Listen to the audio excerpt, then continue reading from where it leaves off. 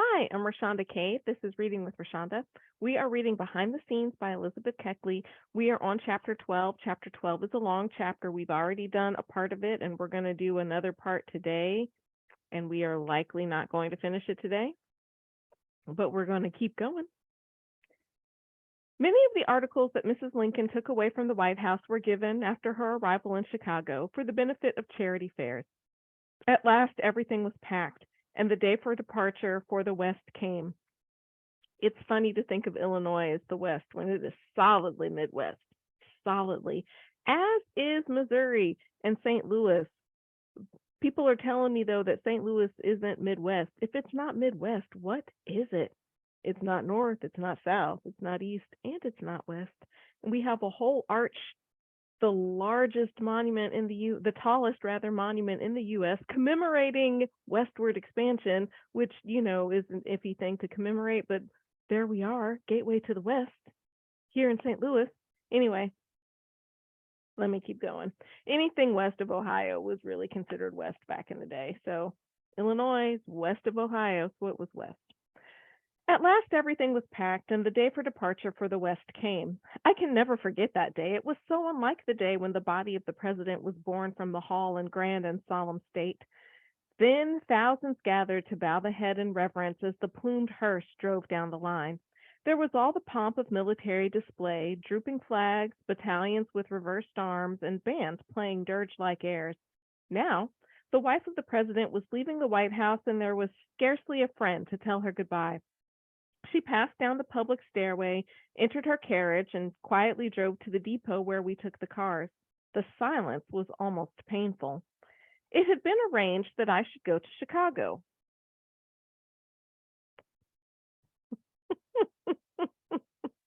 You are quite the employee, Mrs. Keckley. Now you're going to Chicago with her. Now, granted, it doesn't seem like she could get along without you, but the more we read this, the more I'm like, the line between servant and slave is slim, and she's not even supposed to be a servant.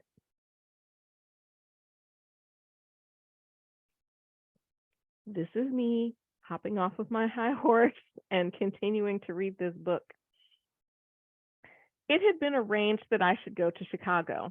When Mrs. Lincoln first suggested her plan, I strongly objected. Good on you, mate. But I had been with her so long that she had acquired great power over me. I cannot go west with you, Mrs. Lincoln, I said when the idea was first advanced. But you must go to Chicago with me, Elizabeth. I cannot do without you. You forget my business, Mrs. Lincoln. I cannot leave it. Just now I have the spring trousseau to make for Mrs. Douglas, and I have promised to have it done in less than a week. Never mind. Mrs. Douglas can get someone else to make her trousseau.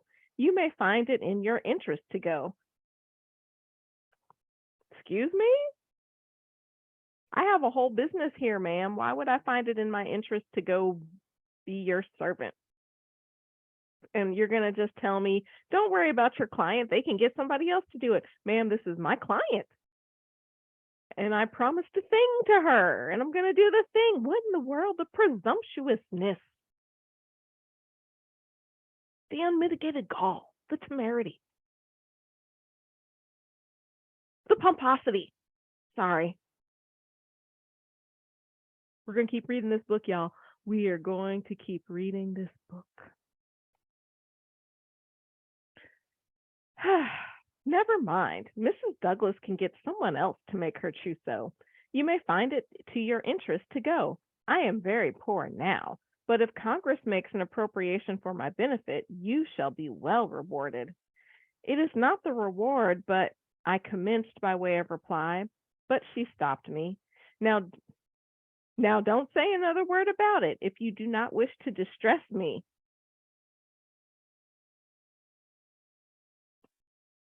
Don't say another word about it if you do not wish to distress me. Ma'am, I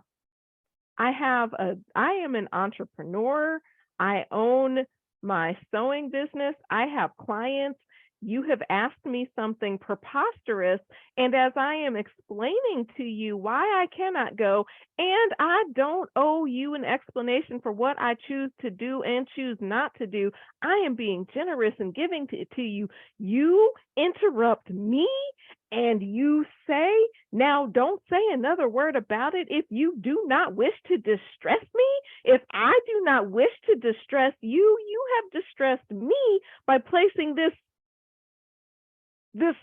uh basically a demand upon me that I give up everything that I have here and move with you to Chicago, and you can't even pay me because you have millions of dollars of debt and Congress hasn't said they're going to give you anything. You have not just no money, you have negative money, and you are going to talk to me about don't say another word about it if you don't want to distress me, ma'am. I don't care about your distress right now.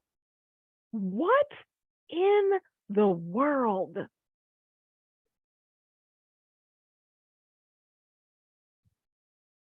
We're going to keep reading this book, y'all. Now, don't say another word about it if you do not wish to distress me.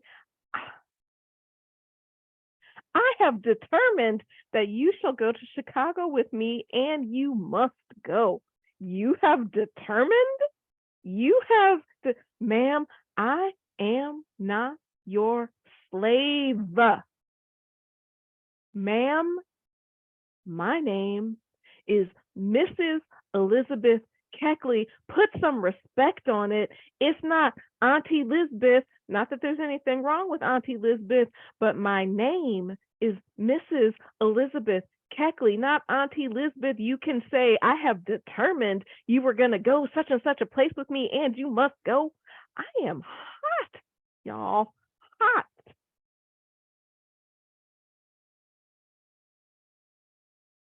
Hot. Let me dial it back, though. The woman is in mourning.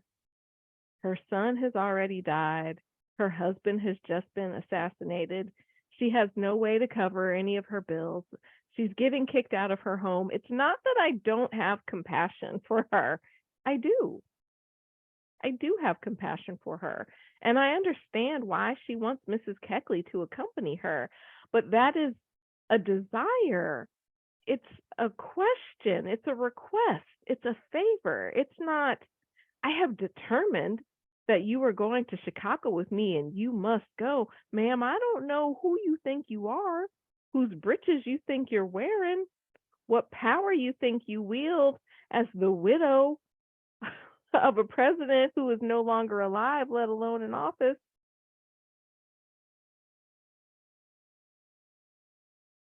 Let's keep reading. When Mrs. Douglas learned that Mrs. Lincoln wished me to accompany her west, she sent word. Sorry, I got it. Like a piece of hair. This is what I get. I'm wearing lipstick. I'm trying to be cute. Y'all see the lipstick? I thought I was looking good. I got a whole piece of hair stuck in it. When Mrs. Douglas learned that Mrs. Lincoln wished me to accompany her west, she sent me word. Never mind me. Do all you can for Mrs. Lincoln. My heart's sympathy is with her. Well, that was very nice. Finding that no excuse would be accepted, I made preparations to go to Chicago with Mrs. L. Let's read that again. Finding that no excuse would be accepted. She didn't have a change of heart. She didn't decide, okay, I want to go with her. She found that there was nothing she could do to stem the tide of Mrs. Lincoln's decision that she would go with her, so she acquiesced.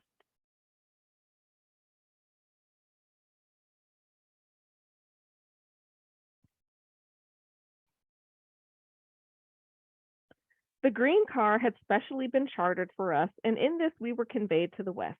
Dr. Henry accompanied us, and he was remarkably attentive and kind. The first night out, Mrs. Lincoln had a severe headache, and while I was bathing her temples,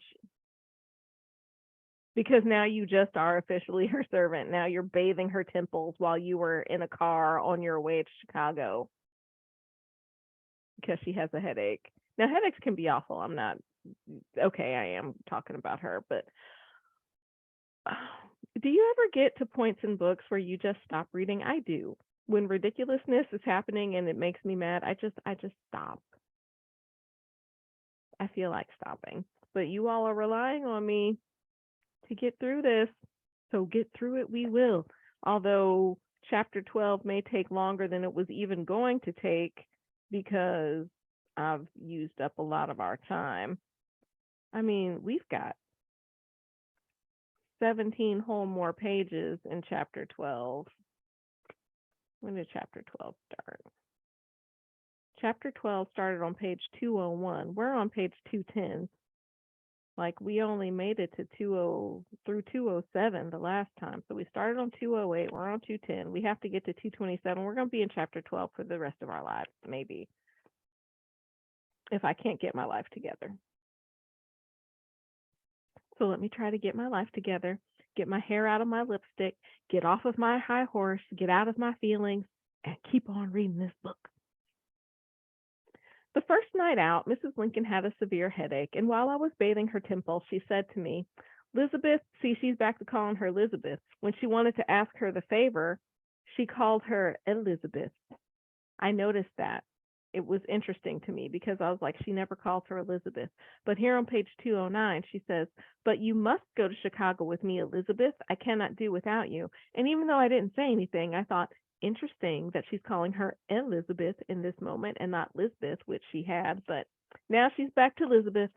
"Elizabeth, you are my best and kindest friend, and I love you as my best friend." No, ma'am. No, ma'am. Those are lies. You do not treat friends like that.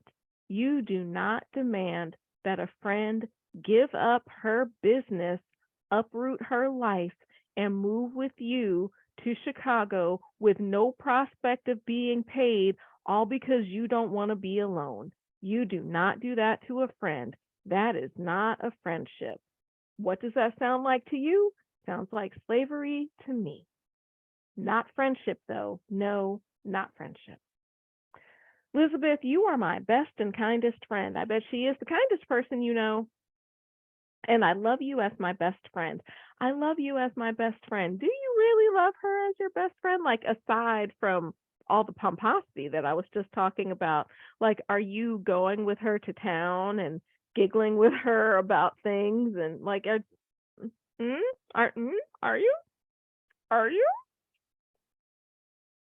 "I wish it were in my power to make you comfortable for the balance of your days. If Congress provides for me, depend upon it, I will provide for you." Let's remember that statement because I feel like that's a lie also. The trip was devoid of interest. We I was interested. The trip was devoid of interest. We arrived in Chicago without accident or delay, and apartments were secured for us at the Tremont House, where we remained 1 week. At the expiration of this time, Mrs. Lincoln decided that living at the hotel was attended with too much expense, so it was arranged that we should go to the country. Rooms were selected at Hyde Park, a summer resort. So my parents grew up in Chicago, and they talk about Hyde Park, and they do not talk about it as a summer resort. They grew up on the South Side. Things were rough, and Hyde Park wasn't a summer resort. Or maybe it was. Let me go back and ask them. And my aunt, well, I mean, they grew up with their siblings, but my aunt has lots of stories about things. I might ask my aunt. Robert and Tad accompanied their mother to Hyde Park. We arrived about 3 o'clock in the afternoon of Saturday. The place had just been opened the summer before, and there was a newness about everything. The accommodations were not first class, the rooms being small and plainly furnished. It was a lively day for us all. Robert occupied himself unpacking his books and arranging them on the shelves in the corner of his small but neat room. I assisted him, he talking pleasantly all the while. When we were through, he folded his arms, stood off a little distance from the mantel with an abstracted look as if he were thinking of the great change in his fortunes, contrasting the present with the past. Turning to me, he asked, "Well, Mrs. Keckley, how do you like our new quarters?" "This is a delightful place, and I think you will pass your time pleasantly," I answered. He looked at me with a quizzical smile, then remarked, "You call it a delightful place. Well, perhaps it is. Since you do not have to stay here, you can safely say as much about the charming situation as you please.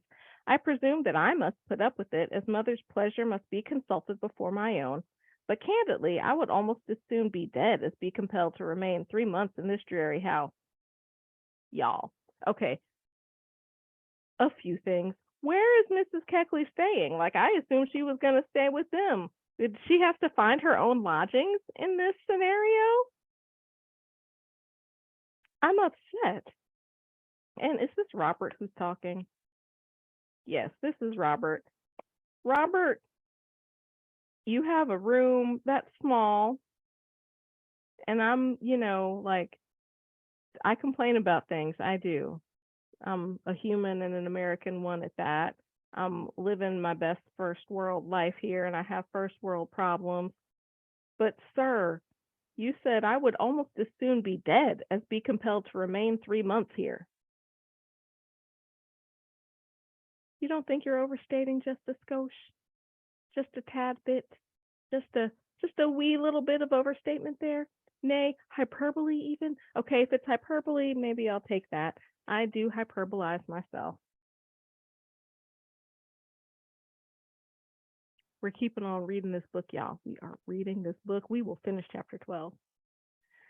He seemed to feel what he said, and going to I love that. He seemed to feel what he said. I guess he meant he would rather be dead than be living here because it's not opulent, nicer than what I'm sure a lot of people have, but whatever. He seemed to feel what he said, and going to the window, he looked out upon the view with moody countenance.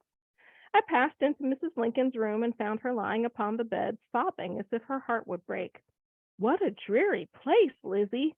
2 times it's been called dreary. What a dreary place, Lizzie, and to think that I should be compelled to live here because I have not the means to live elsewhere. What a sad change has come to us all.